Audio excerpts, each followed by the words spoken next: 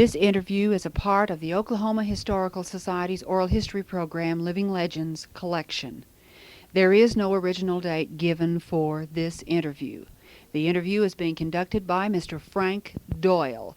The interviewee is Mrs. Clarence Roberts of Oklahoma City. This interview is being re-recorded on May the 31st, 1985, for inclusion in the permanent collections of the Oral History Program by Judith Michener.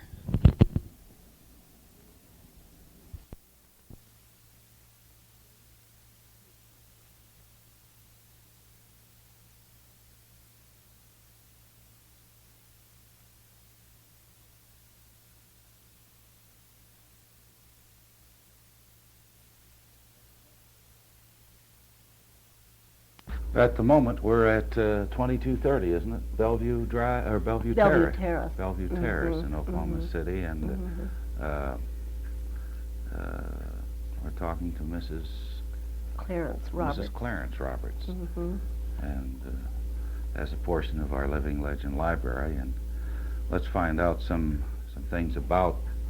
Well, since we're talking with you primarily, you. Are you a native Oklahoman? No, I was born in New Somerset, Ohio. Ohio. And my father was a Christian country evangelist. Oh, for heaven's country preacher. Good. And he had had 2 years at Bethany College, West Virginia, in ministerial training, but he continued as an evangelist. And of course, I can't remember their travels before they came to Oklahoma, but that was my earliest memory when my father drew a claim in the lottery that was held in 1901. Oh, and then he came out here. Yes, then we came and moved on this claim for 2 years, which they had to live on to prove it, I guess, prove it up or whatever they call it. Prove it up, as they said, yes. Then, how long did you stay out here, do you recall, as a child? Well, I had lived in Oklahoma the rest of my life, except for 4 years in Missouri. After we lived the 2 years on the farm, we went to Ash Grove, Missouri for 2 years, where my father had a pastorate, and then to Kirksville, Missouri, when he resumed his country evangelism work. Oh, yes. And then we came back to Walters, and we went out to see this little home that we had on the farm, and by this time it didn't look so acceptable as a living place. So we went back into Walters and bought a home, and a 3-room home with a built-on kitchen. And of course there were no lights or water or electrical facilities at all. We used lamps and coal burning stoves. It's real pioneering, just like everybody else, huh? The wash tubs were on the outside of the kitchen, hung on nails. And of course washing was done with washboards, and ironing with the old-fashioned irons, and holding the handle with a pot holder. And eventually it seems to me that we felt it was a luxury to have a wooden handle that you could clip on, without having to use that pot holder. Oh. And how many were in your family? There was only my brother and myself and my own immediate family. He was 2.5 years older. Then, chronologically, what happened from then on? Well, I went through grade school, through the 8th grade there at Walters, and there was a great big sprawling 4-room grade school. And would you like to know of any of the incidents that happened there? Sure, sure. Well, one thing that I remember was my teacher happened to be a gentleman, and one of the boys, Sidney Ditmars, who afterwards grew up and was, I think, a rather prominent oil man on the east side of the state, brought a mouse to school with which to tease the girls. And the teacher caught him at it, and told him to throw it in the stove, which was hot and burning. And which he did, and when one of the other teachers heard about it, she rushed in and gave this teacher of mine a real sound scolding. Oh, being humane to animals, Oh, you know. my gracious. Uh-huh.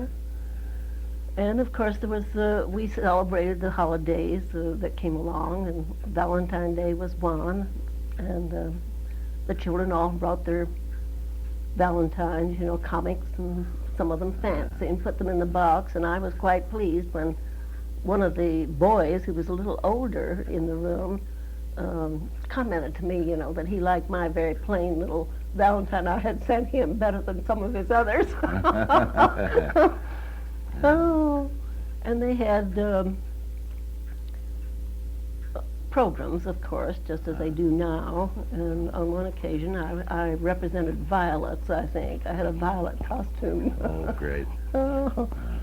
The high school, I think they must have had the 8th grade along with it, but I think it was held upstairs on Main Street.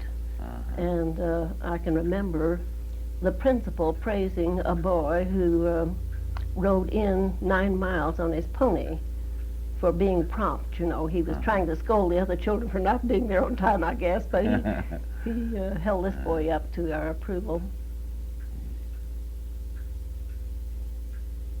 When did you come to Oklahoma again then? Well, this was in Oklahoma, in Walters. In Walters, that's right. We were in Of course. Walters then. And the life in Walters was, of course, very, very simple. Our lives were centered pretty much about the church life.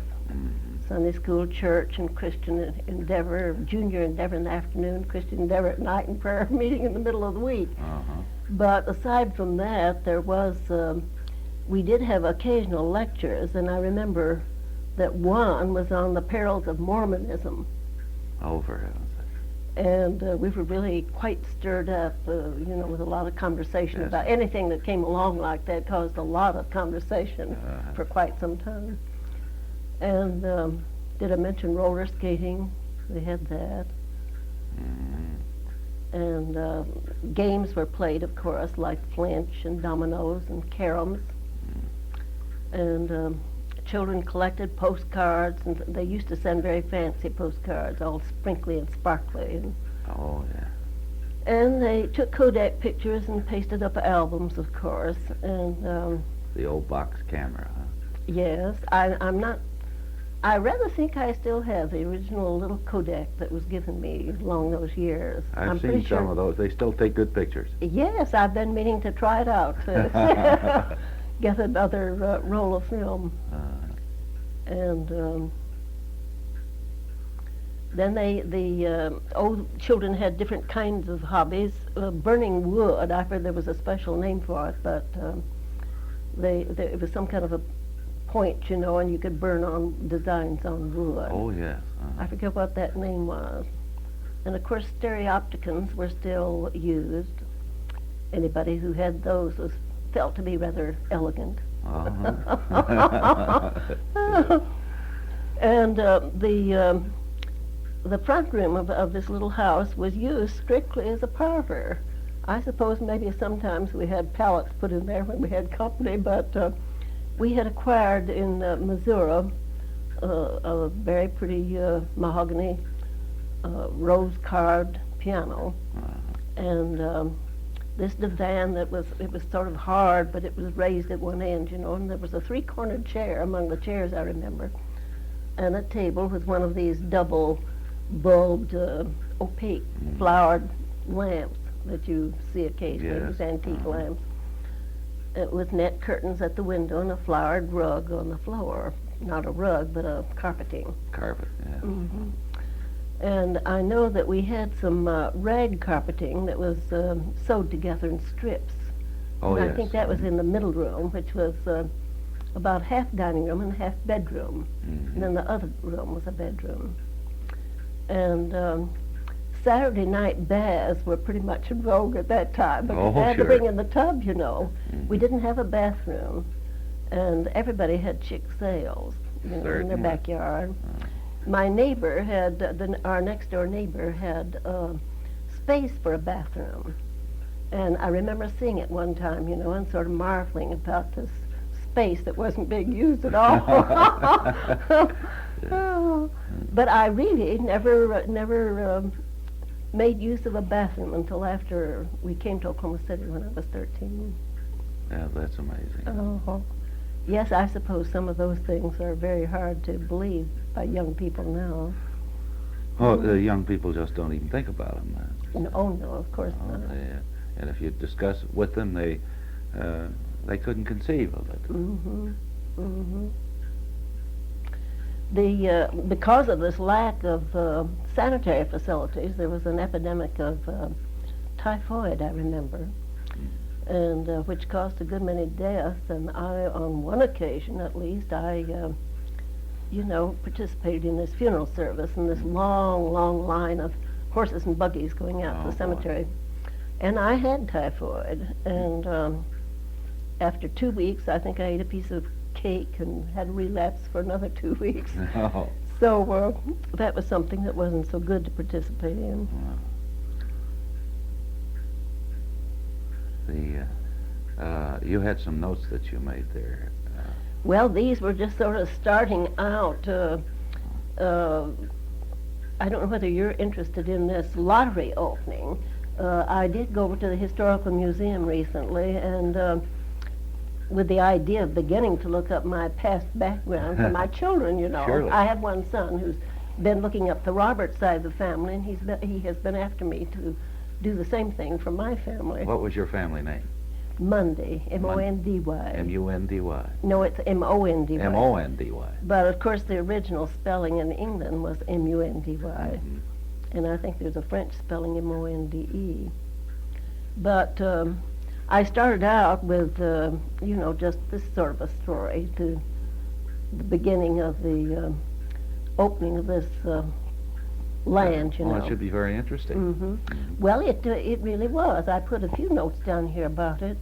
The land was opened after a proclamation of President McKinley on July the 4th, and actually opened on the 6th.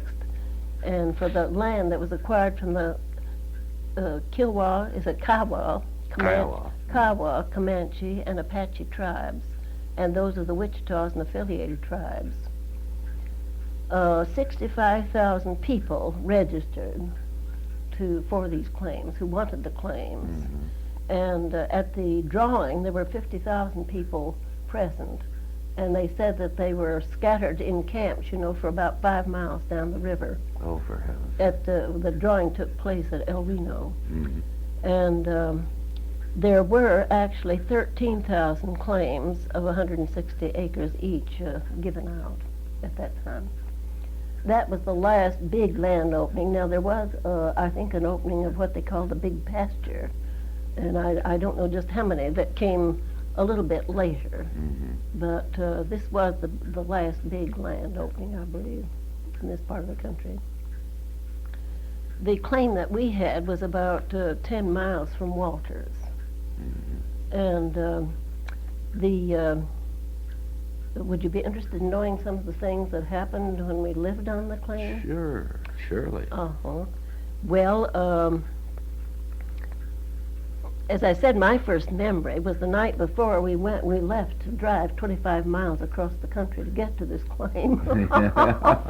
And I remember playing with cousins, around a wagon with a light coming out of the house, where my grandparents were living, Mm-hmm. and an older cousin bringing out popcorn balls. That's what I remember about that. And the drive there, I don't remember at all. But the home had already been built, and I guess the luggage and furniture and all that sort of thing had been taken on by wagon beforehand. What year was that? That was in 1901. 1901. And I was 4 years of age at that time. The people who lived who came there to get these claims had all sorts of backgrounds. One was a mathematics teacher who later taught in the Central High School here in Oklahoma City, and another person was a candy maker. So there were just all kinds of people. All kinds, all right. Mm-hmm. Mm-hmm. About one of the first things, of course, the community did as a whole, was to build a little one-room schoolhouse. Mm-hmm. And that, of course, served as a community house, too, you know, where we had church and Sunday school and Right. so forth. And my mother played the organ, led the singing, was quite active, as well as my father. She was a very pretty woman, had wavy, very pretty brown hair and sparkly blue eyes, light blue eyes. My father was away from home quite a bit because he kept on with his evangelism work, you know, and he organized the Christian church in Walters. And one funny thing, I guess perhaps I had gone into Walters with my parents and saw a tall man with golden curls hanging down to his shoulders. And I thought he was Jesus. And later on, either I was told or anyhow I learned, you know, that he had grown this long hair on a bet, and he was anything but the type of man that Jesus would have been. He was always getting into fights. Well, while we were living on the claim, one of the things was that we attended was a 4th of July celebration at which a great many Indians were present. The number 500 comes to me, and whether it was 500 Indians or 500 beeves that were slaughtered, I don't know which. But the Indians were living in tents, and of course at that time they were still wearing their blankets and with their hair in braids, and they had strung lines between the tents on which they hung meat, you know, in strips. And I became separated from my parents for a little bit, and I think I was pretty apprehensive before I caught on to them again. But that was quite an occasion.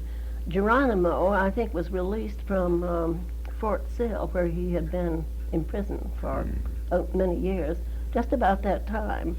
And so I can remember some conversations, you know, while we were never bothered with the Indians. I can't remember any ever coming on our place.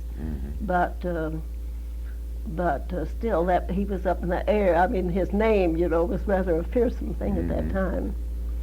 Another occasion was at night when my father was away, and a terrific storm came up. And at that time, we had sheet lightning. I don't think we have that anymore, at least here. But I know it seemed like the whole sky was lit up with what you'd call sheet lightning.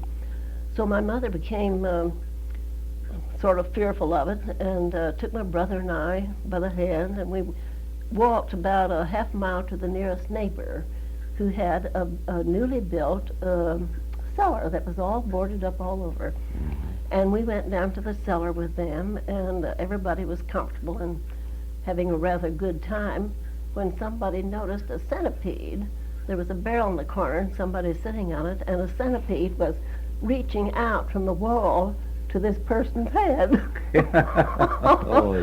So everybody vamoosed up into the house, you know, storm or not. It felt safer up there than in that new cellar. Another thing that happened was that while we children were playing around the house, my mother saw a man coming up the road. Our house sat back, about an eighth of a mile maybe from the road, up on a knoll. And the man was wheeling a wheelbarrow covered with objects of one kind or another. And I can remember her taking hold of an axe, you know, from the wood pile in the yard and putting it up near the house, you know, just in case it was someone who might have evil designs. But it turned out to be a deaf mute who was wheeling his wheelbarrow across the country, and he was wanting some produce of some kind, you know, in exchange maybe for needles and pins or whatever he had. But that's one of the things that occurs to me. Another occasion was a social at the schoolhouse, and my grandmother was visiting us at the time, and we were leaving. I was leaving with her to, and I guess my father was going to drive us back home before the program was out.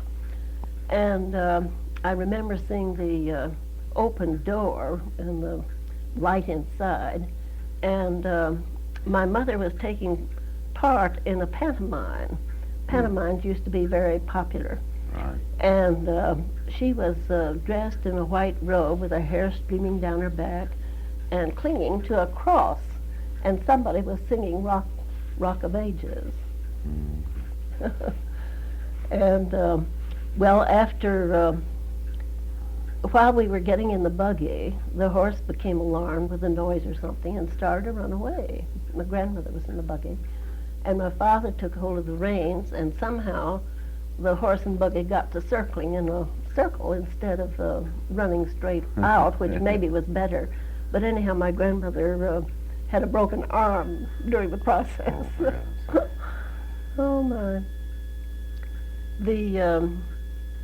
Speaking of pantomimes, my brother and I were taught to do Near My God to Thee in pantomime, you know. Pantomime. And I believe Jesus, Lover of My Soul, also. But my brother didn't keep it up very long. He rebelled.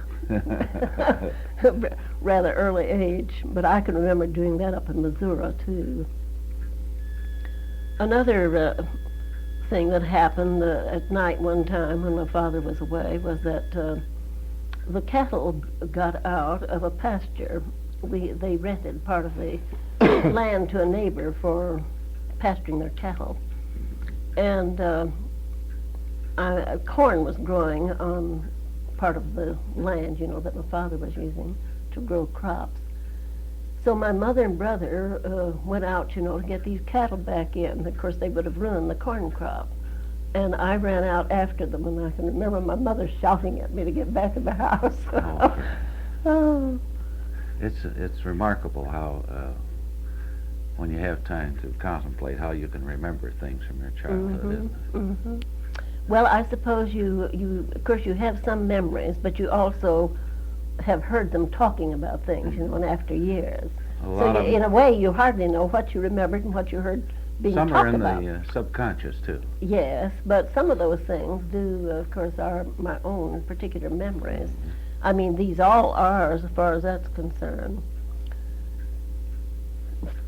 We had visitors from time to time, but I remember one day when family, friends of our family came to visit from 15 miles away with the name of Lovinger.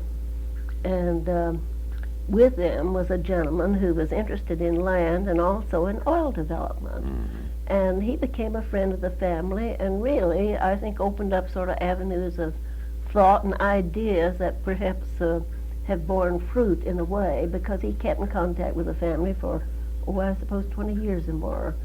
And he was a very well-to-do man. His daughter had gone to Vassar, and their family traveled in Europe. And I can remember a letter coming telling about the Ober-Ammergau festival, you know. And that kind of a contact was really quite you remember broadening. the name? I think his name was Welty. Welty. Edwin A. Welty.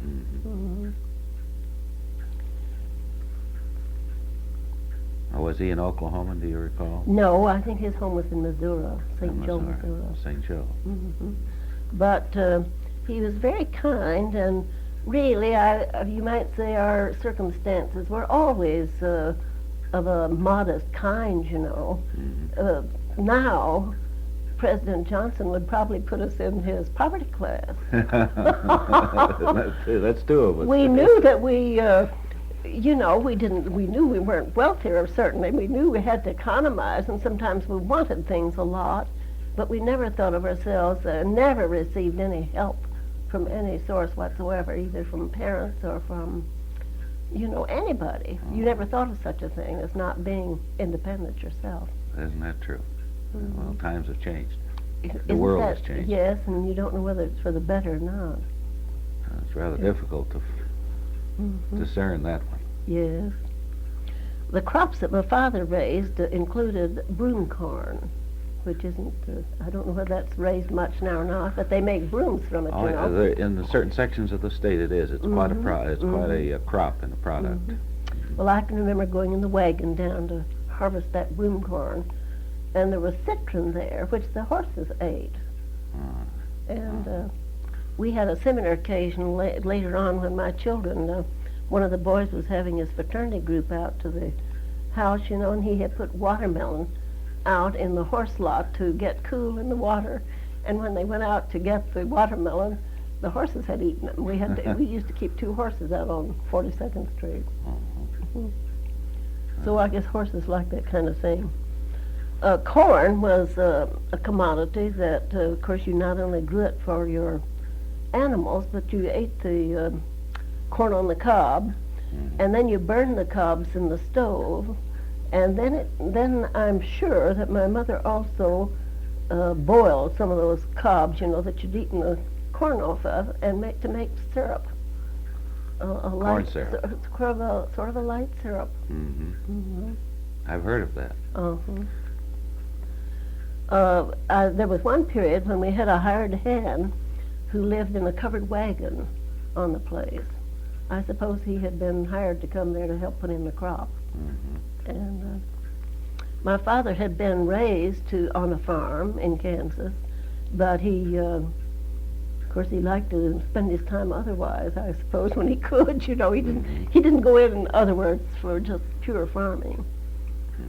And my mother she always liked pretty clothes from up until the time she died. And I think I've inherited that It's a liking woman's somewhat myself. prerogative, isn't it? Yes, but I remember one dress that she had that it sounds rather elegant, I think, in a sense, considering the rest of our environment. But it was pale green organdy with yellow flowers, and it was trimmed with some ruffles and little black baby ribbon, velvet baby ribbon. But I thought it was a very pretty dress at the time, Must have been to impress you that Yes. much that you remember. I really remember that. Well, let's see, I mentioned here fishing, that was one of the amusements, of course, was to go to the creeks were always full of fish, in those early days in Oklahoma. The streams were very nice. And they went there also to get wild plums, to make plum jam, and plum butter, and plum jelly. And there were bobcats sometimes in the woods. I can imagine. Another thing that I can remember being talked about was that of fortune tellers, and as to their ability to, to find out facts, And there were horses that had been stolen, and the fortune teller in this particular case was able to locate these horses accurately. So that was,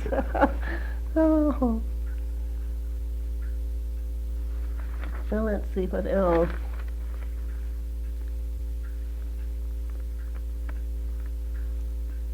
We've already talked about that, sort of going back to the high school in Walters.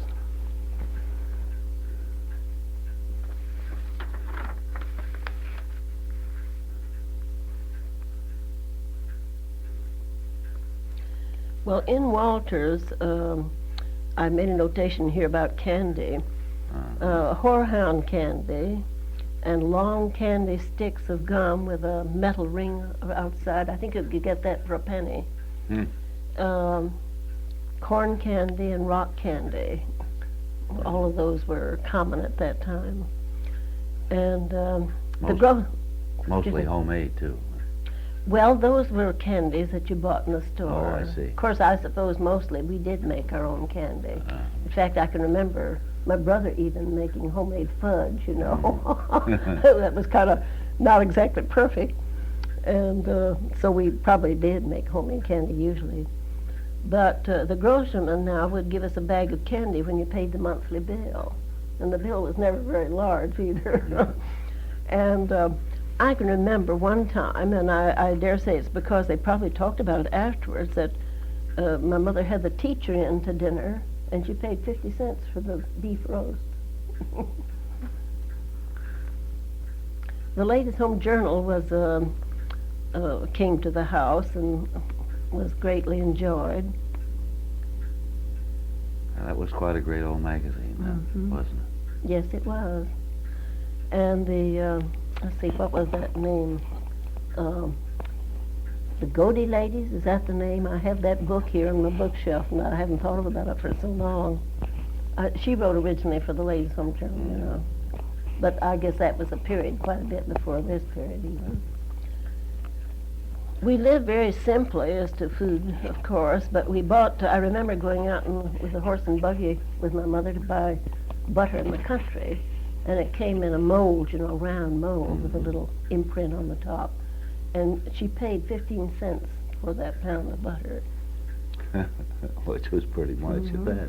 We made our own bread. We had, you know, a round metal thing with a handle that turned, and I helped with the bread making at that time. You make us hungry now if you keep talking about homemade bread. Yes, I wonder why I don't get out and do it myself now. I even bought an electric stove here, many years ago when my youngest son was still at home, thinking I was fill the house with good odors like baking bread. I think I got so busy that even then I didn't do it. He wasn't one of the big eaters of the family. He really was a boy that didn't care an awful lot for, you know, food like some people do.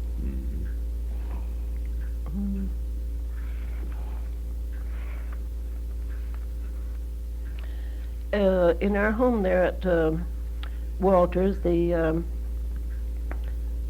keeping of the heating stove in this middle room, and also the cooking stove in the kitchen was a chore.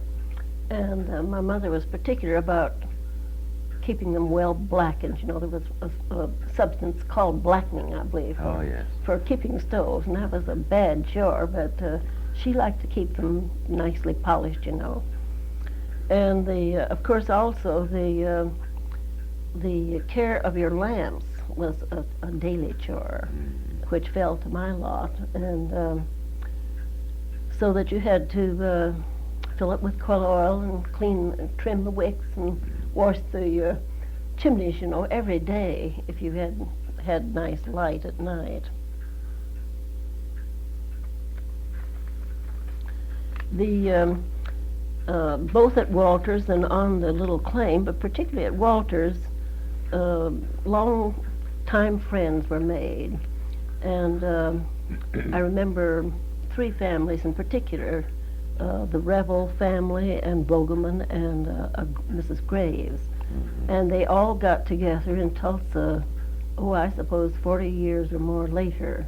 And I have their picture all made together, these four women. Isn't that nice? Mm-hmm. I guess we better just let that go for a moment. Oh, that's all right. Huh? Here, let me...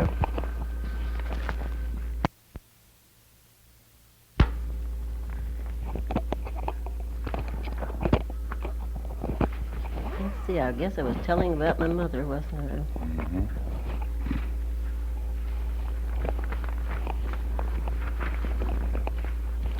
Mhm. Well, my mother always wore a little tiny white baby ribbon as a WCTU member.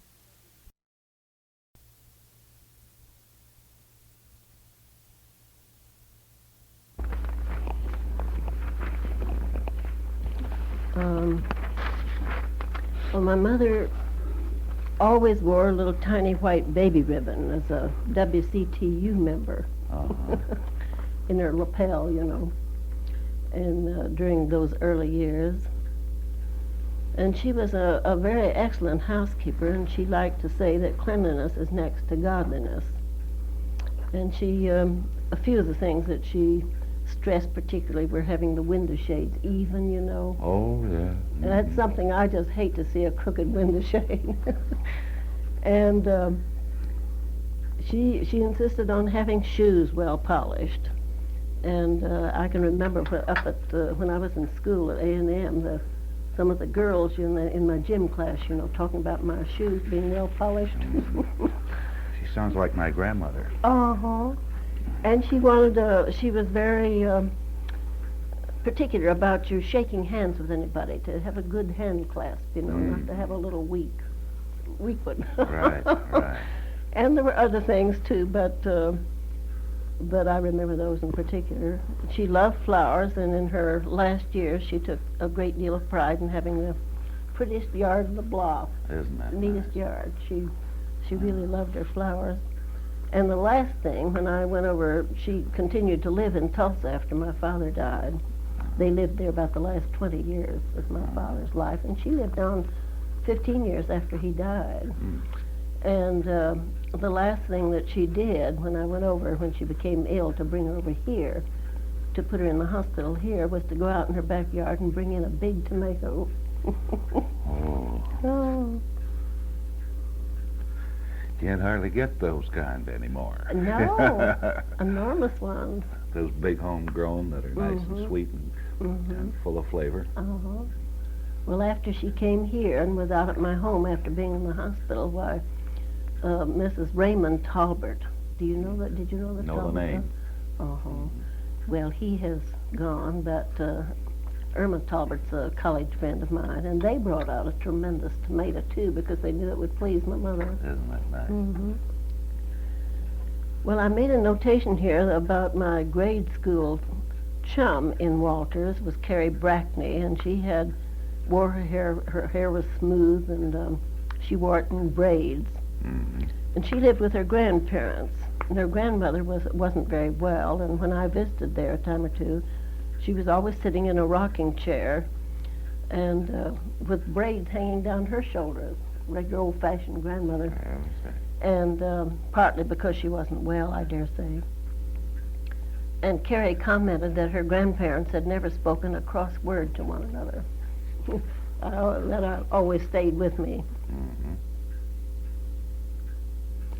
My last happy memory of Walters was that of receiving a lovely doll that my father had brought me. That was when I was 13 years of age. A dog. Oh, isn't it? A doll. Oh, doll. I thought you said dog. Excuse me. Mm-hmm. I kept that until I sent it to some of my grandchildren when they lived up in Montana. Well, we moved to Oklahoma City in 1910, and I had been double promoted, I believe. Anyhow, I first went to a grade school thinking that I should go there, you know. But I had this little certificate of some kind promoting me to high school. So they thought I should go on to high school, which I did, and it was the first year that Central High School was built. So I attended there that year. And among the teachers there, although she was not my teacher, was Miss Adelia Clifton, who is now 90. Candy. All of those were common at that time. And Mostly homemade, too. well, those were candies that you bought in the store. Oh, I see. Of course, I suppose mostly we did make our own candy. In fact, I can remember my brother even making homemade fudge, you know. That was kind of not exactly perfect. And so we probably did make homemade candy usually. But the grocerman now would give us a bag of candy when you paid the monthly bill. And the bill was never very large either. And I can remember one time, and I dare say it's because they probably talked about it afterwards, that my mother had the teacher in to dinner, and she paid 50 cents for the beef roast. The Ladies' Home Journal was came to the house and was greatly enjoyed. Now, that was quite a great old magazine, then, wasn't it? Yes, it was. And the, let's see, what was that name? The Godey Ladies, is that the name? I have that book here on my bookshelf, and I haven't thought about it for so long. She wrote originally for the Ladies' Home Journal, you know. But I guess that was a period quite a bit before this period, even. We lived very simply as to food, of course, but we bought, I remember going out with a horse and buggy with my mother to buy butter in the country, and it came in a mold, you know, round mold with a little imprint on the top. And she paid 15 cents for that pound of butter. Which was pretty much at that. We made our own bread. We had, you know, a round metal thing with a handle that turned, and I helped with the bread making at that time. You make us hungry now if you keep talking about homemade bread. Yes, I wonder why I don't get out and do it myself now. I even bought an electric stove here, many years ago when my youngest son was still at home, thinking I was fill the house with good odors like baking bread. I think I got so busy that even then I didn't do it. he wasn't one of the big eaters of the family. He really was a boy that didn't care an awful lot for, food like some people do.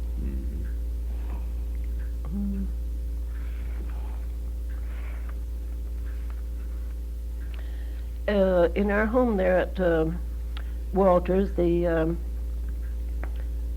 keeping of the heating stove in this middle room, and also the cooking stove in the kitchen was a chore. And my mother was particular about keeping them well blackened. There was a substance called blackening, I believe, Oh, yes. for keeping stoves, and that was a bad chore, but she liked to keep them nicely polished, And of course, also the care of your lamps was a daily chore, which fell to my lot, and so that you had to fill it with coal oil and clean and trim the wicks and wash the chimneys, every day if you had nice light at night. The both at Walters and on the little claim, but particularly at Walters, long time friends were made, and I remember 3 families in particular, the Revel family and Vogelman and Mrs. Graves, and they all got together in Tulsa, I suppose 40 years or more later, and I have their picture all made together, these 4 women. Isn't that nice? Mm-hmm. I guess we better just let that go for a moment. Oh, that's all right. Huh? Here, let me...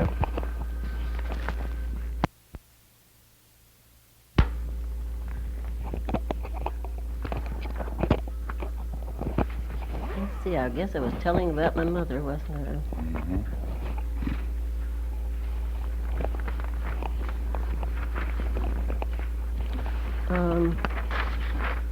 Well, my mother always wore a little tiny white baby ribbon as a WCTU member.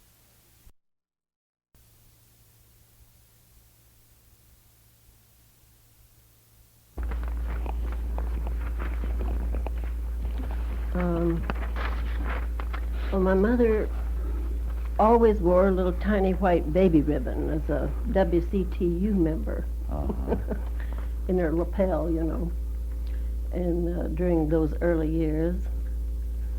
And she was a very excellent housekeeper, and she liked to say that cleanliness is next to godliness.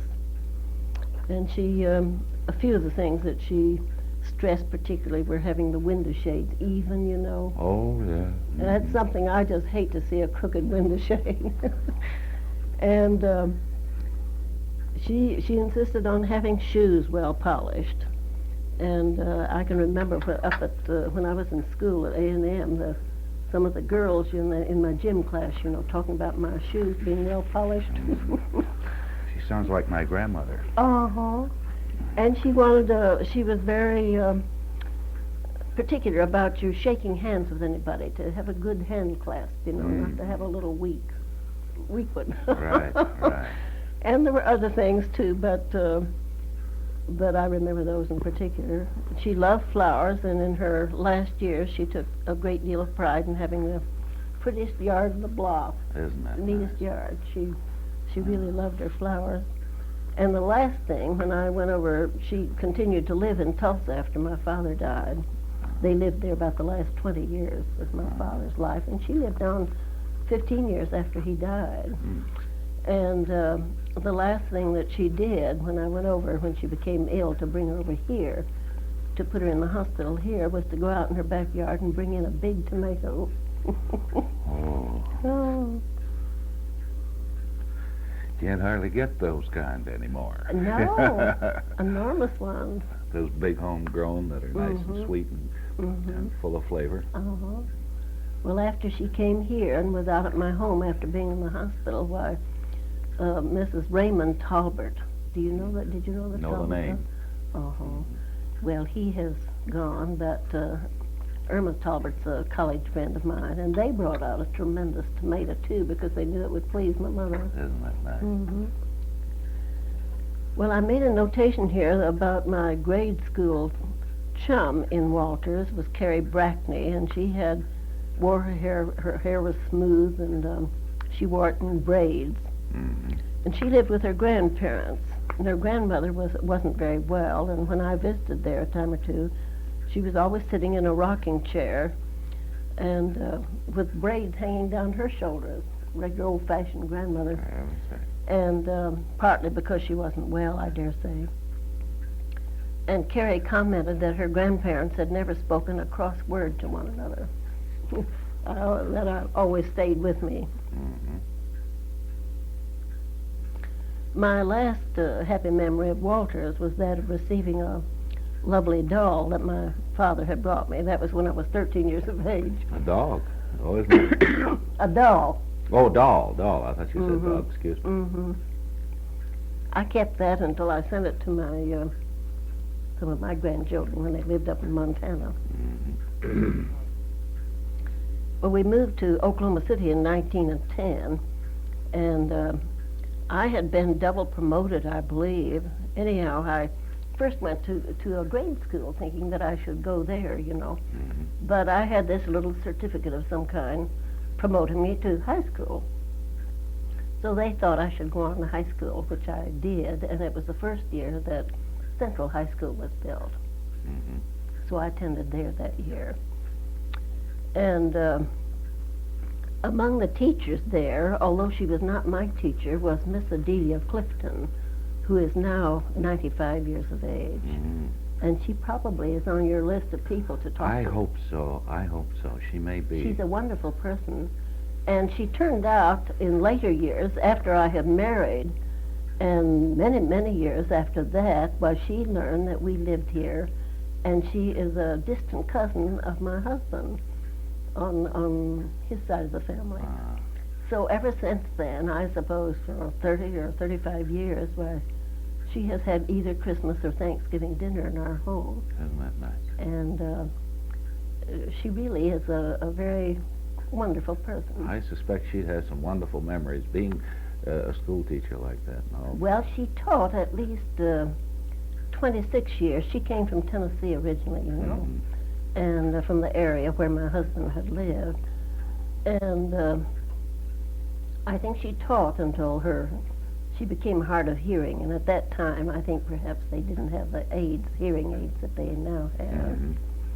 But she still maintains her own home, her property, and Isn't that nice? lives in a duplex and rents part of it, you know, and lives in the other part. Oh. Well, after living in Oklahoma City for a year and a half, and then my family moved to Stillwater, and I lived in the family home continued to live with my parents until I graduated from A&M, and In Stillwater. in Stillwater, and then I taught a year at Hobart, Oklahoma. Mm-hmm. Now, in the high school here, I had one of my good friends was Margaret Archdeacon, who later became Mrs. Paul Darrow. Mm-hmm. You may have known of that family here. At Hobart, one of the ladies who lived in town there was Mrs. J.R. Dale, who shortly thereafter lost her husband and became the state librarian, Mm-hmm. and occupied that position for over 30 years. Mm. And she was always a very good friend of our family. Was Mr. Roberts in school in A&M when you were there? Yes, that's where I met him. That's where you met him. Hmm. He was the editor of the Orange and Black, the college newspaper. Yes. And I had occasion to turn something in to the paper, you know. I didn't know him at that time. Mm-hmm. But I think I called him to the door of some classroom where I had learned that he would be, and that's when I met him. Mm-hmm. He left college early in his senior year to take a position of county agent over in the, I think near Enid, whatever county Enid is in. And he kept that for, I believe, a half year before he went on the Farmer Stockman. He came back one time. I was talking about this to some friend recently, and talking about automobiles and motorcycles and so forth.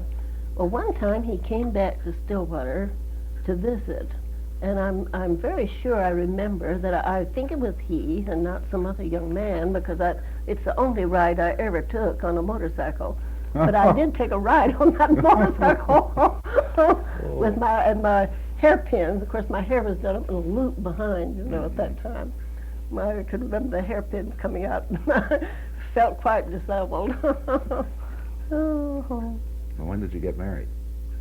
Well, we were married in 1917, the end of my first year. And the superintendent of schools was becoming rather discouraged because one of my close friends, Mrs. Nellie Evans,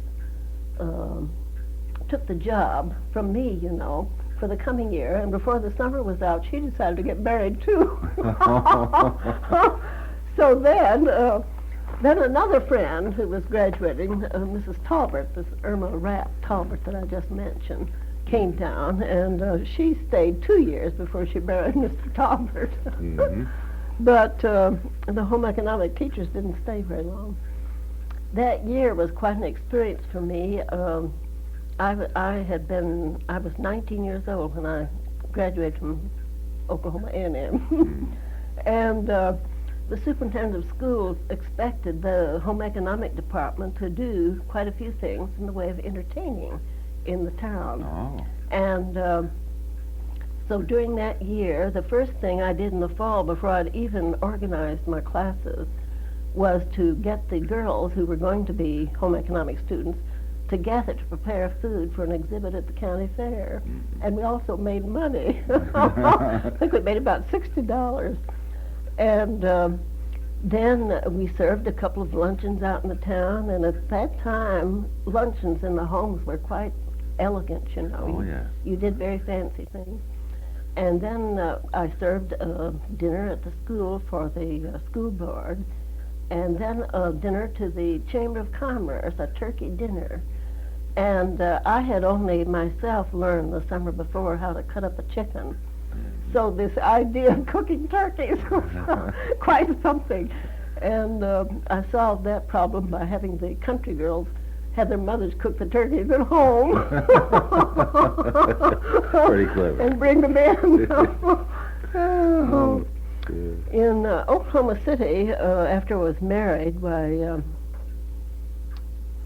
during the time my husband was away, of course I didn't know how long he would be gone, and I applied for 2 or 3 positions. You mean in the war? During the war period. Well, you got married and then he went to the Army, right? Mm-hmm.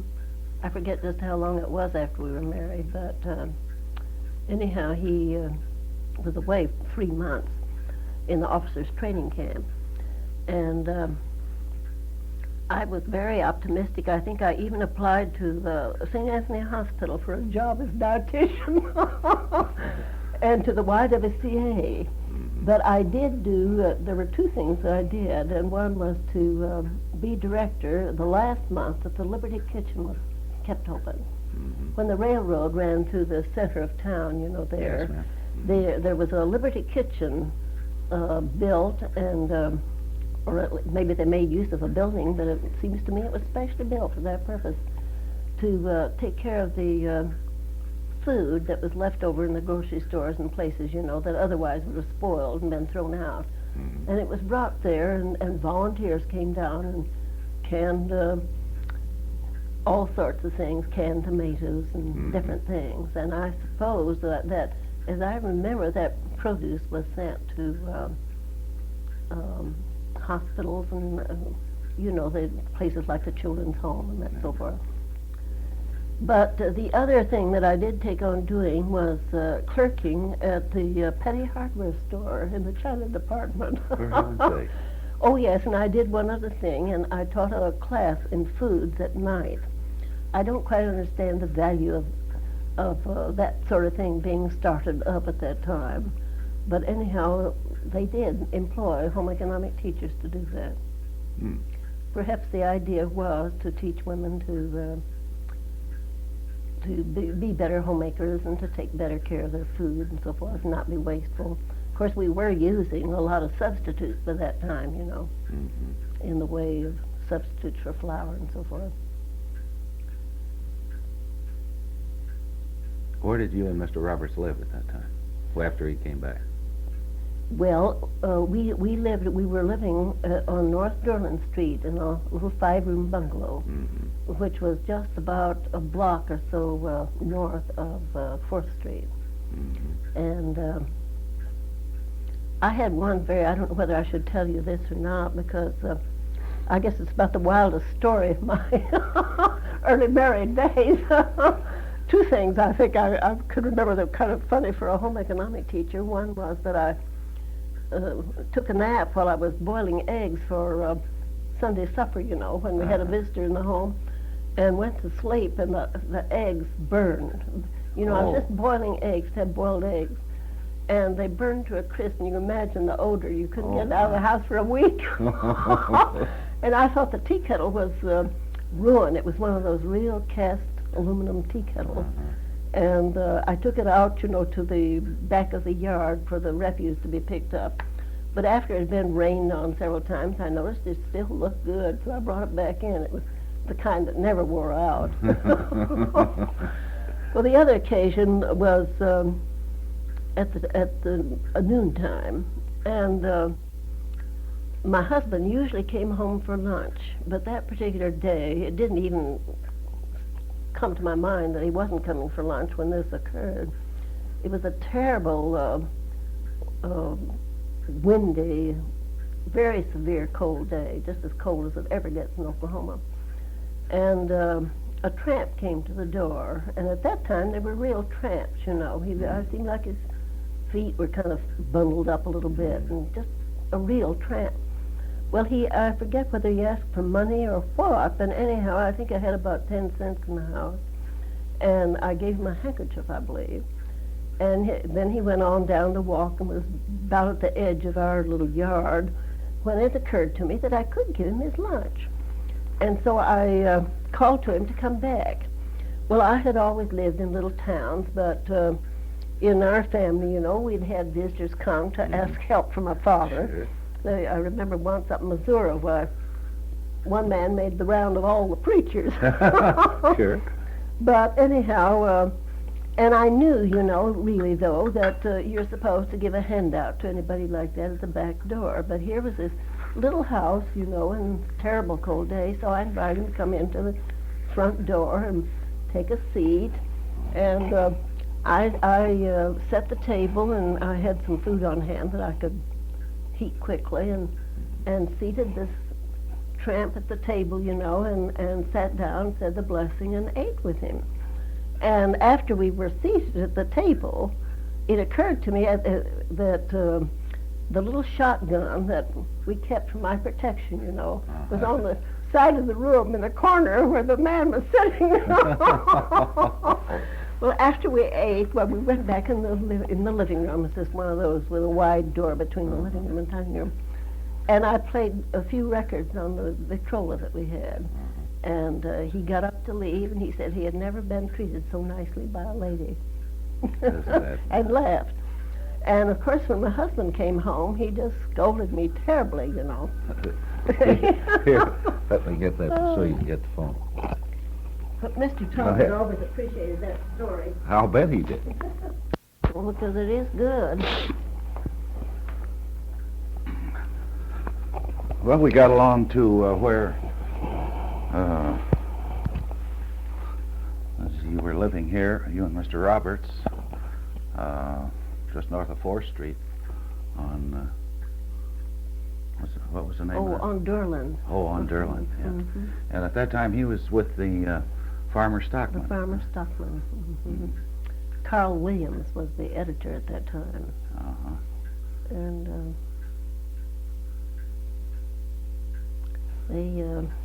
I can't remember how many years, but Mr. Williams eventually went to Washington, D.C. on the, what did they call that? Can't think of anything but the Federal Reserve Board, and that wasn't it. It was the the first setup having to do with farm products, you know, which the government set up, that led into price supports. Had a special name that doesn't come to me for the moment. And he was very well known and held that for 6 years. And of course, while he was gone, my husband took over the editorship of the paper. And after Mr. Williams came back, he retired and went to Florida. And my husband was given the top editorship. How long was he editor of the? Well, he was editor for 12 years. For 12 years. Before he passed away. Mr. Ferdy Deering came on the staff. Oh, yes. I know my Mr. husband was. Deering. That's been quite a publication, hasn't it? Yes, it has, and it's developed, you know, tremendously. So they have 3 editions out now, one in Kansas, and one in Texas, and one in Oklahoma. They're each having their own staff. So it's quite an operation now. Well, you sound like you were very active all the time that he was with the Farmer Stockman and you're living here. Well, during my husband's lifetime, I, of course, primarily helped raise the children, and 4 children. 4 children, huh? The youngest is 10 years younger than the next oldest. For heaven's sake. 3 children very close together, and then boys, girls? well, How many? the 3 boys and 1 daughter. And we were very fortunate that they were all, I would say, easy to raise, didn't give us any trouble. And particularly the older sons and my daughter too, they all did well in school. My daughter was the beauty queen her freshman year at OU. Oh, was she? And she married, however, in the middle of her junior year during World War II, you see. It started about the time. In fact, it was an operation, you see. And so she married Bill Stubbs, who was a law graduate at OU, but he had gone into service. And so I regretted that she didn't finish OU. And after a year and a half, he was sent overseas, and she came home and had her first baby. Sally, who is now a junior at Duke University. Oh, boy. And time flies, doesn't it? Doesn't it, though? The oldest son, what is his name? Joseph Roberts, Joe Roberts. Is he here? No, he is at Menlo Park, California, and has his own insurance business. He was in service 5 years, and the first year he volunteered supposedly to give that 1 year, you know, that would be the end of your your service. But of course the war came along, so then he transferred from the infantry. Both of the boys were second lieutenants after they got out of college. And he transferred to the Air Force and was a captain in the Air Force and served in Burma. And after he left the service, he was married in the East, and they went out to Menlo Park, California, and or Palo Alto, and he got his master's degree in business administration. And they liked to live there so well, so that's where they stayed ever since, and they have 4 children. The second son was in the infantry and went through the South Pacific War.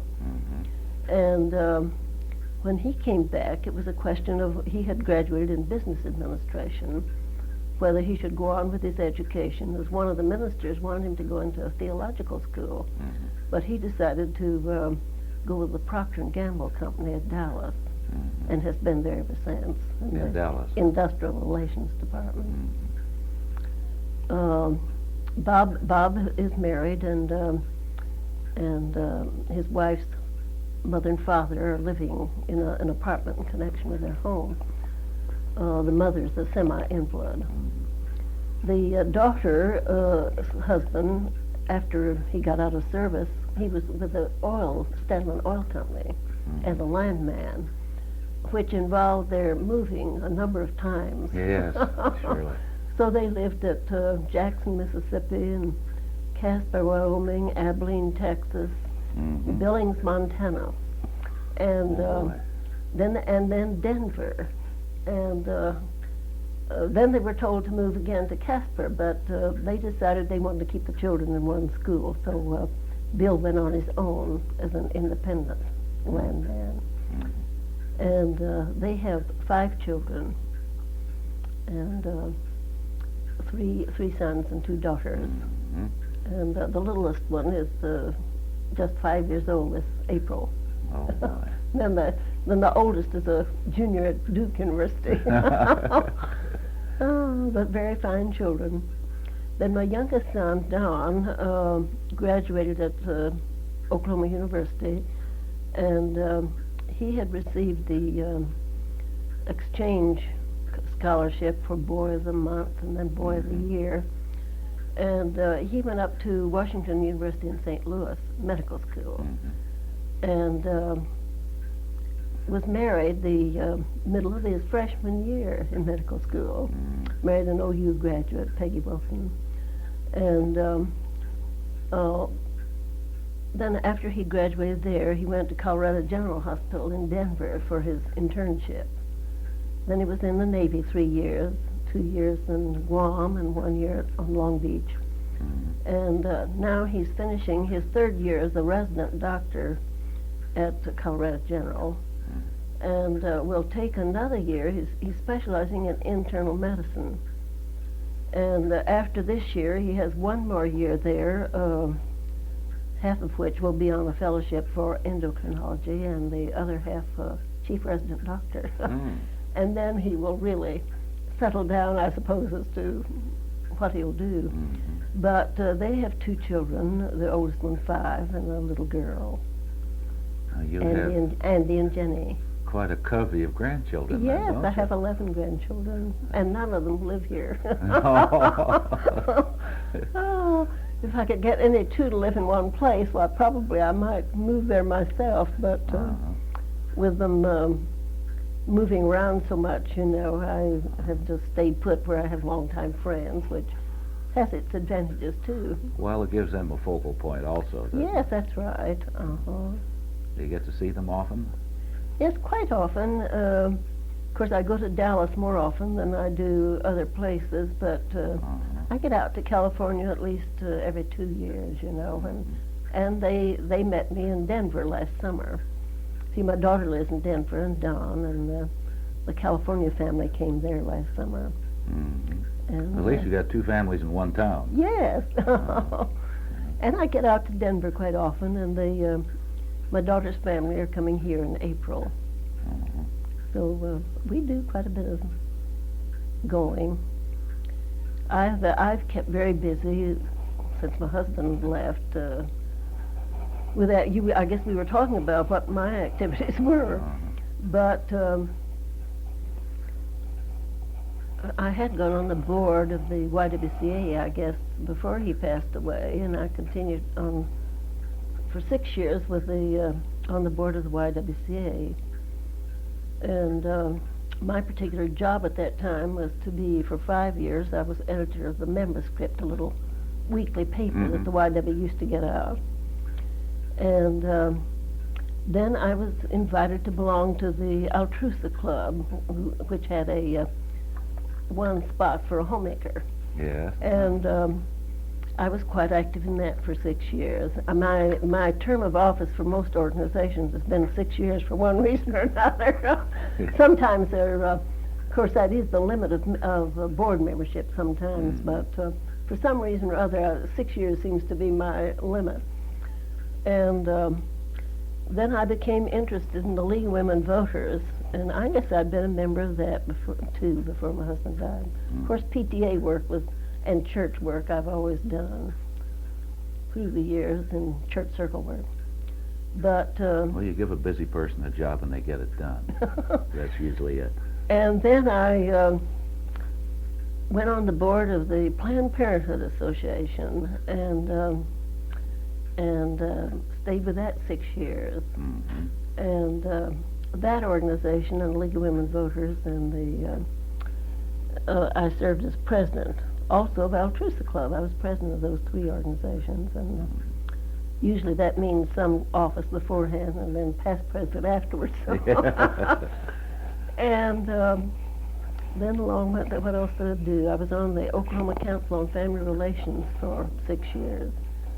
And then I went back and sort of had a relapse of YWCA and League of Women Voters work all over again.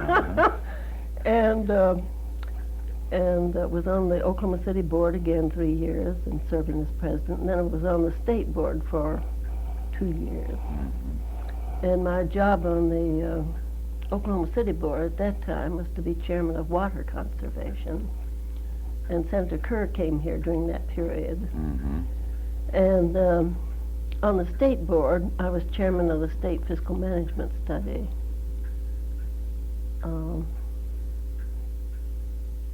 Then in the YWCA, I was asked to be state member of the National Public Affairs Committee of the YWCA.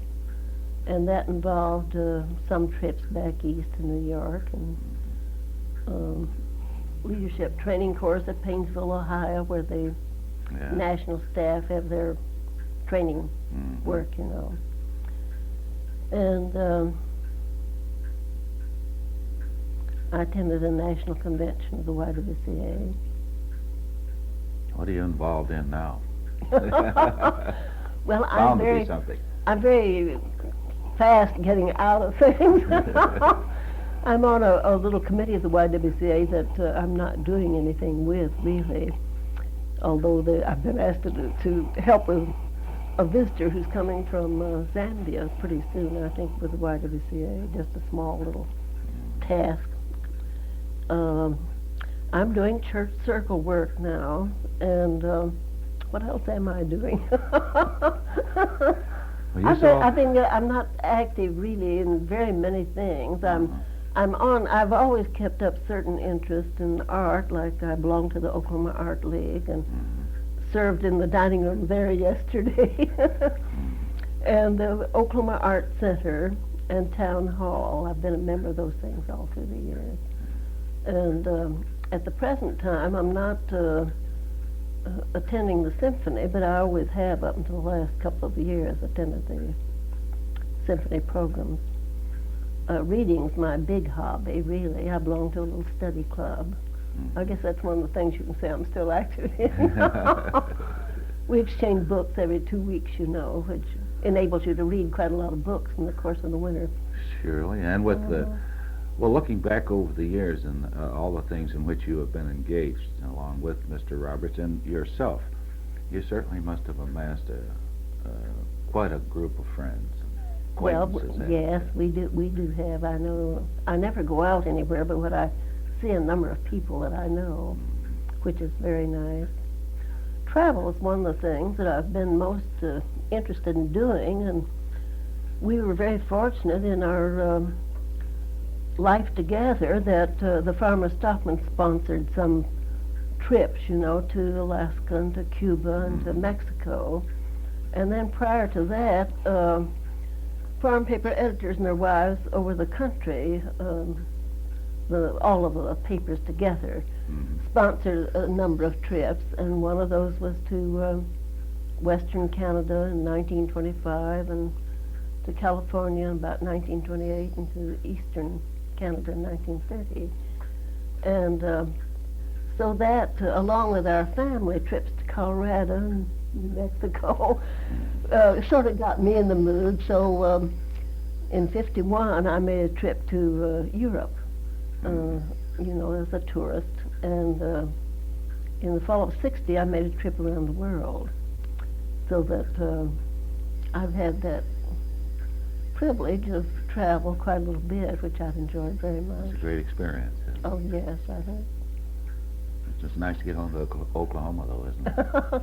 Well, I think there comes a time when you don't want to take any more.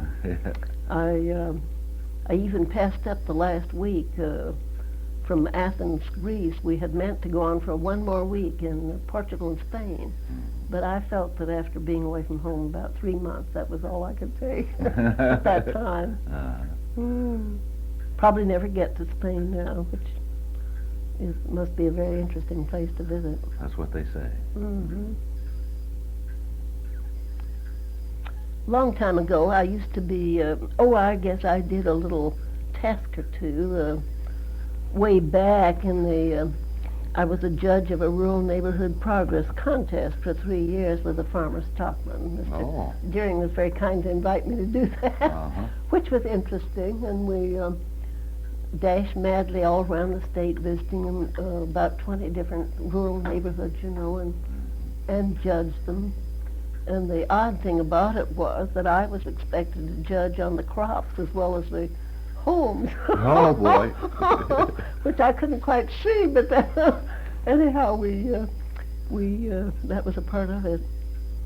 But part of my idea of going to Europe was to interview some special people and to follow up an idea that I had read about.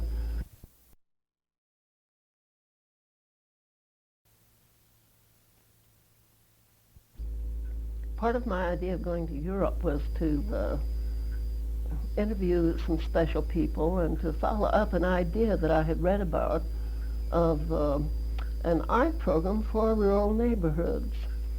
And it had been put over in a very fine way using a mobile, sort of a caravan idea. You know? Yes, ma'am. And but really it was I simply wasn't prepared to do it. But anyhow, I did make a number of special contacts. Like in Paris, I made an appointment and visited the woman who operated the Cordon Bleu cooking school.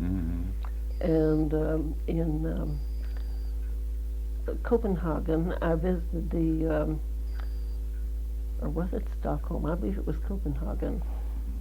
Have we run out? That's all right. I just turned That's this. fine. I think you're going.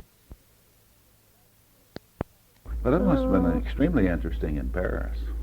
Well, it was. I went out the country, took I think a streetcar out to the end of the line, was met there by, by this lady from her country place. She was operating well, they had this country place of Cordon Bleu, and a few people were there with the cooking, but it was their doing, they were preparing certain things.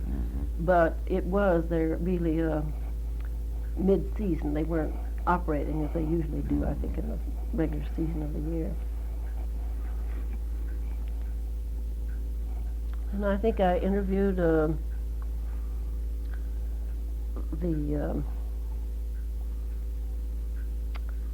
New York Times, I believe, in Paris. Sure, it was in Paris. I had a lot of nerve to go to see him, I think. Why not? And also the woman editor of a newspaper in, I believe that was Stockholm instead of Copenhagen, I'm trying to remember, and went out to see institute, a home economics institute. At that time, at least, all household apparatus had to be approved by the government before it was sold over the country. So that it had to be inspected by professional people, you know. Surely. And so I made this trip out to see this lady. And the editor, the woman's editor of this newspaper, wrote an article about my visit there and sent me a copy of it. In fact, she sent me a good many copies. And at that time, our YWCA director, who had been a Danish person, you know, and could read the Danish language, interpreted it for me. Oh. Then we visited, in Holland, we visited a cheese place where they made cheese, which was an interesting home. And I acquired special slick pictures of that, thinking I'd write it up, you know. But when I got back home, and Mr. Deering did give me the opportunity to write some of these things for the Farmer Stockman, but I needed some special instruction, which he probably hesitated to give me, and I didn't have sense enough to ask for. And that was to put it in a very simple style, you know, with just one little story each time. And I think I started out in a complicated manner so that I didn't prove to be a good writer. But writing really was the thing that I was interested in, and I still have ambitions along that line if I can ever get myself going. Maybe that I'm getting out of being so active and things. I'll keep my time for myself. Your board memberships and so forth and so on. Oh. My husband had a very interesting trip about a year before he passed away, and that was to go with 11 other men down to South America, representing the Carnegie Foundation for Peace. And they called them the 12 wise men on the ship. But they went all over South America and had a very interesting trip. And he wrote back a very interesting account of it. I have his letters. I've thought sometime maybe that was something that could be edited, you know, to make an interesting article. I should think so. Mm-hmm. Particularly to draw a contrast between his observations at that time and perhaps the present time. When was that? That was 1941, I believe. And he was, he spoke of Hitler, you know, and of the Jewish people on the ship, and a good many things that were, of course, in the minds of people at that time. Imagine the Historical Society would be interested in those also. Well, they might be. I hadn't thought about them being interested in them. He wrote the letters, really, for the whole family, you know, and they're letters that could be used and read by anybody. They weren't just, in fact, I objected because he wasn't writing anything very personal to me. And so then he began to send in put in some little extra notes. Oh. He had an article in the Southwest Review magazine, I believe. I don't know if that's still being published or not. And of course made a good many talks, and one to the Chamber of Commerce here.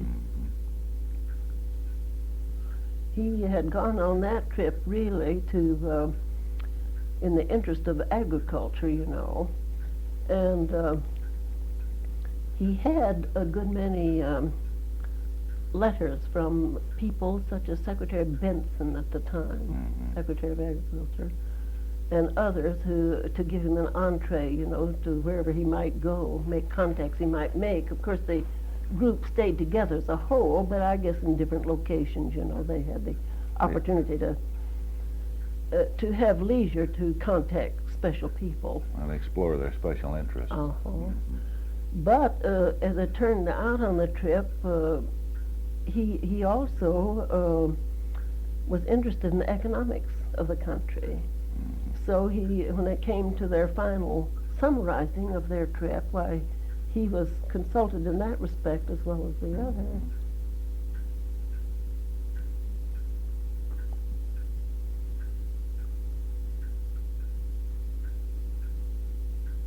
Well, that has quite a history, the Farmer Stockman. And it's over, well, let's see, it's over 50 years old, isn't it? Well, I Yes. suspect it is, because it had been an operation. I should remember the names, but it was an operation before before it became affiliated with the Oakland Publishing Company, I believe. I believe there was a Kansas publisher, or what was his name? I'm sorry, it doesn't come to me for the moment.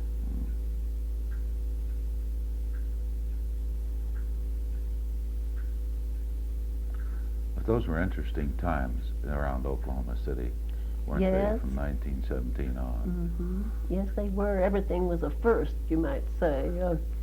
Well, The first, as the radio, of course, began back before that, but I mean, the early years, but I can remember the opening of the radio station for WKY, you know, and good many things that started up.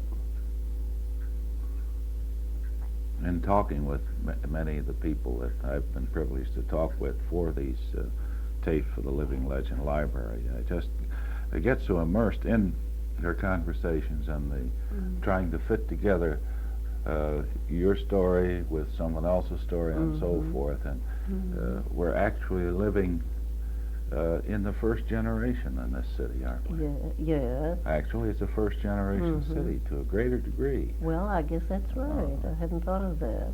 Mm-hmm. Uh, because there's a variance of age, of course.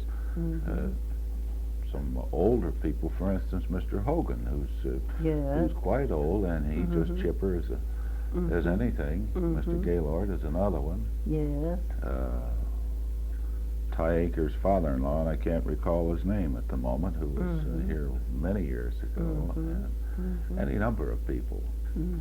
But they seem to have they hewed this city right out of the old prairie, and that's it. Yes. Yes, absolutely. I knew the Gaylord family from our early days. I can remember meeting Mrs. Gaylord in the post office one time, and Mhm. in the grocery store another. We both happened to be Kappa Alpha Thetas, Mhm. and my daughter is also. But we went out to Colorado, one of our first vacation trips that my husband and I ever took just by ourselves in a little Ford coupe. And I think it was on that trip that we had our clothing in a box in the back, and it was terrible. One of those terrible rainstorms came, and got everything wet, and we Oh, had to great. put it out on the hillside to dry. But we got up to Estes Park, where the Gaylords have gone, I guess, since almost the days when you had to go in a coach. I know they had a home up there in the very early days. And Mrs. Gaylord had made arrangements for us to stay at a boarding house, in Estes Park proper. And she came in to see us and to check on it, and then she was quite impressed when we got up to the divide in that little car. And, That was really roughing it, wasn't it? yes, I should say, and I guess that trip too, we really camped out. We had our own tent, and put it up. And one night we spent the night on a 11,000 elevation. That there was ice on the water, the next morning. Oh dear. Where were you living here around that time? You were on Durland. Was it Durland or Durland Street? Well, I think we were out on the 5-acre tract that we had bought. When we took that trip. Where was that? Well, it's on Northeast 801 Northeast 42nd. It was. Mm-hmm. Do you know where the Women's Federated Club is? Yes, ma'am. Well, that formerly was the home of the W.E. Price family, Yeah. and they were our next door neighbors. We lived in the house east to that, and we lived there 33 years. 33 years. 25 years for the Price family. And when did you move here? 10 years ago this spring, about next month or two. I continued to live in the home on 42nd 11 years after Mr. Roberts passed away, and until the young son was married and went to St. Louis. So I really felt like it was time to leave 5 acres then, all by myself. I would think so. Oh. Now I begin to think of an apartment a little bit. It's rather pleasant, though, to be in your own home. Oh, very much, and I dare say I would miss it very much. I've never lived in an apartment. So unless I was very fortunate to get a view out the windows and so forth, I'm afraid I wouldn't be too happy there. At least you can walk in and out Yeah. on the yard or something. Oh. But I really was very lucky to find this little home.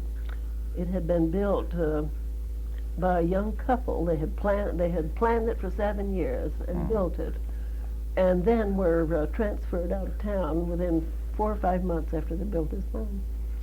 So I just walked into it.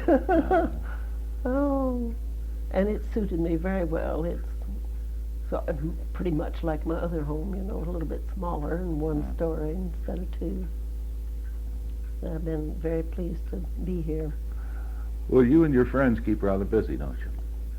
Yes, we, even without special activities such as the League of Women Voters and YWCA, you know, just to do the things that are pleasant to do, like these art clubs and study clubs and the church work. I'm still active in the church circle, and I helped serve the church dinner at church this week.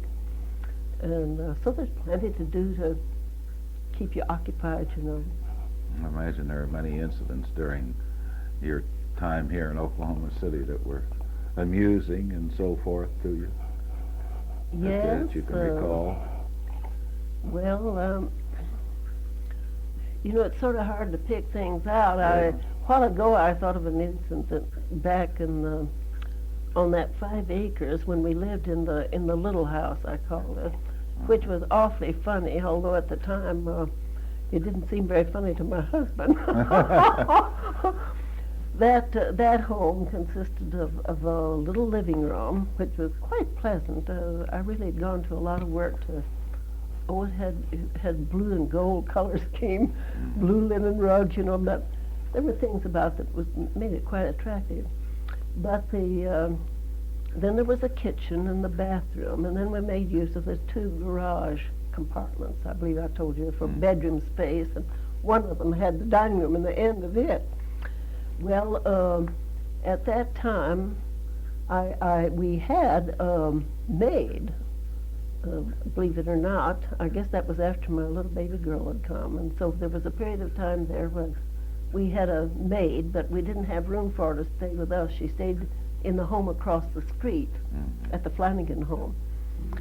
But my husband was a very considerate man, and always when I didn't have help, and here he was continuing, even though we had a maid, why, to start off the washing, you know. So on wash day, why, here he had put on the boiler of water to heat, you know, to start the washing, and then gone back to bed while it was heating, you know. And it was a coal oil burner stove. Yeah. And he hadn't adjusted it properly, or it got unadjusted. So here, and he had shut the door between that and the garage space where the bedrooms were. But here, when we came back into the kitchen, got up, the air was absolutely filled with little tiny bits of black soot, just like snow. The whole air was just filled with it. And it got all over those 2 rooms and the bathroom just completely, and then it did filter some into the other part too. Yeah. But in no time at all, we were absolutely black in the face. It was so bad. And my husband, it struck my funny bone, which is fortunate to when things like that happen, that I do have a funny bone, but he was awfully serious about it. Pretty downcast. Of course, it was me that should have been downcast, because we had to take everything down and wash it, go over every bit of the walls and Always. woodwork and the curtains and everything. But that was the funny thing that happened. There probably were a lot of others that I don't think of just for the moment. One thing, I guess, that happened too was that we had taken on this was in a 2-story house, and we had taken on an old Civil War musket gun of some kind when we were back in Virginia visiting, you know, bought it at some antique place. And I was taking a nap this particular summer afternoon, and Don, the youngest one, was about 2 years old at the time. He had gotten up and gone downstairs where the older children were, also in the living room, you know. Well, the boys got hold of this old gun, and also we had acquired some cap shells, or whatever it is you call it, from my grandfather. Oh. And somehow they put that thing together. You know, the gun wasn't supposed to be loaded. But anyhow, they shot that thing, and it made such a reverberation that I just jumped up in bed immediately and got myself downstairs as quickly as I could. And fortunately, they had aimed it out the screen door on the porch. But that column out there was completely covered with shots, you know. If it had hit, you know, any of the children or the mirror, anything in the house, it would have just been too bad.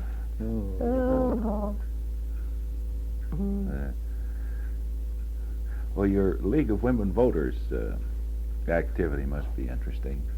It know. is a very interesting thing, and I think a very worthwhile thing. Mrs. John Pearson used to be editor of the Farmer Stockman, the woman's editor. Mm-hmm. And she told me at one time, we were discussing the importance of the League as compared to the parties, you know, the Democratic and the Republican Party, and that she thought to be most effective in politics, you could do it better by joining the party, the women's party groups. Mm-hmm. But the League serves a sort of a different purpose. You're not working in a political way. It's a nonpartisan group.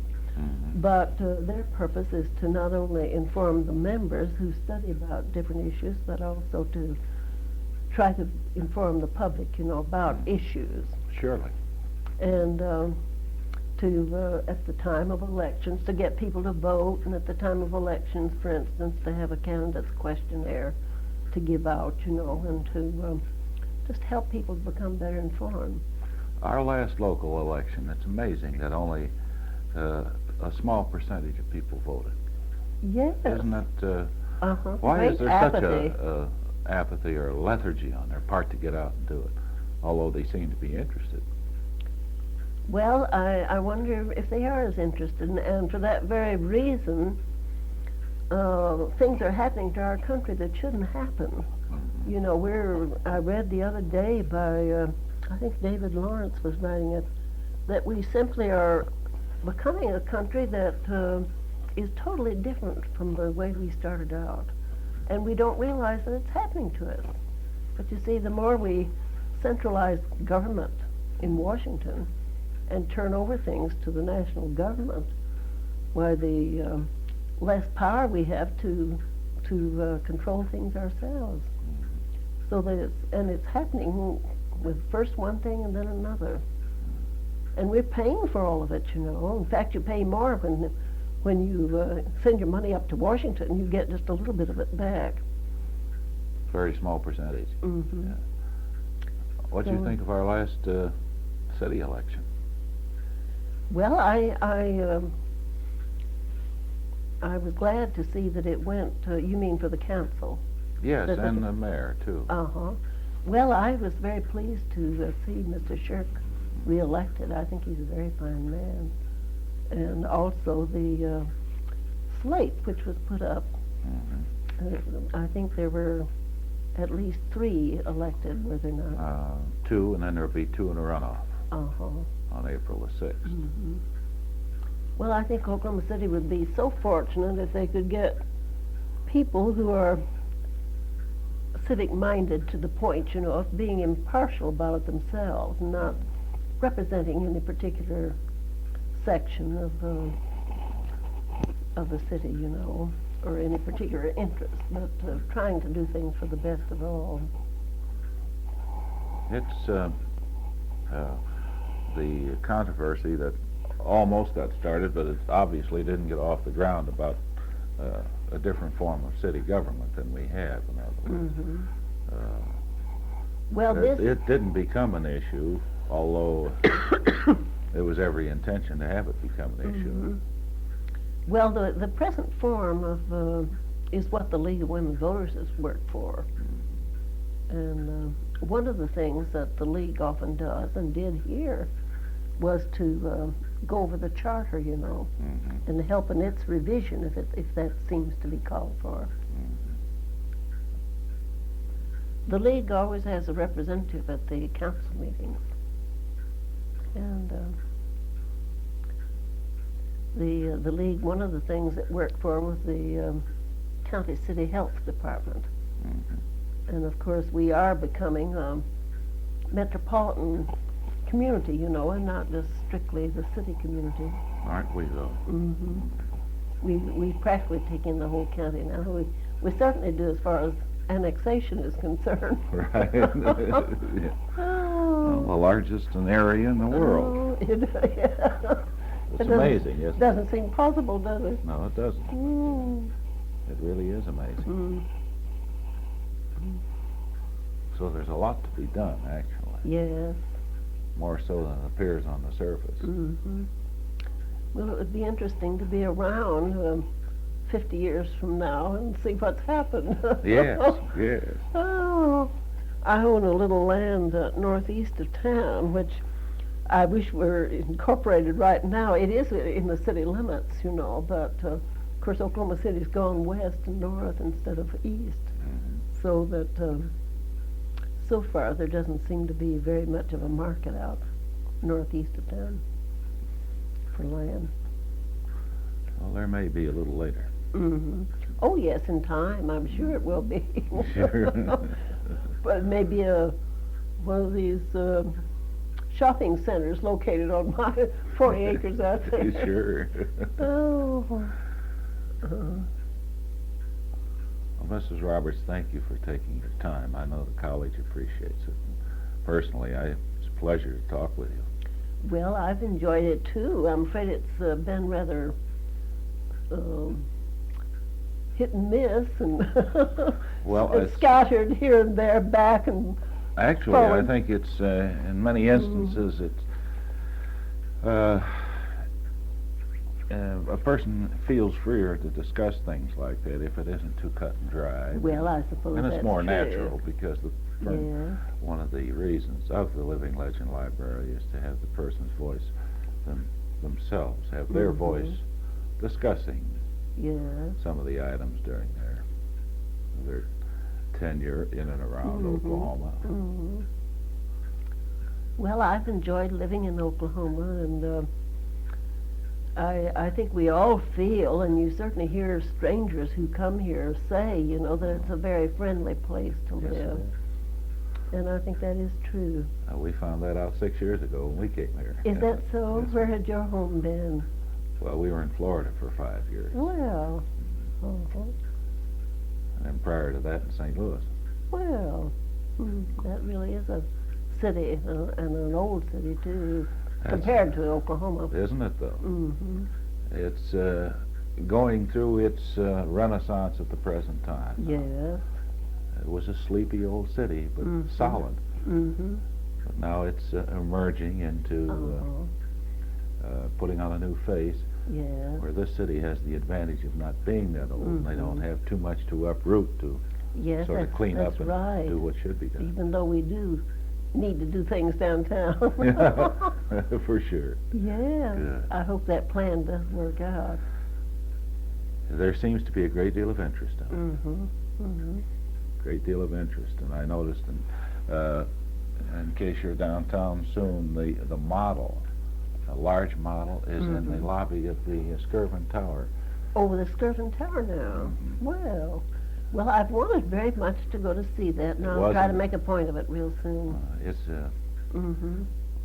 really challenging to look at it and see Yes. how magnificent the city can look. Uh-huh. Well, I, of course, looked at the picture in the paper and read about it, but I haven't seen that model yet. They had it on display at City Hall for some time. And Yes. Well, I'm glad you told me that, because I'll make a point to go to see it real Good. soon. And thank you again, Ms. Roberts. Well, you're very welcome.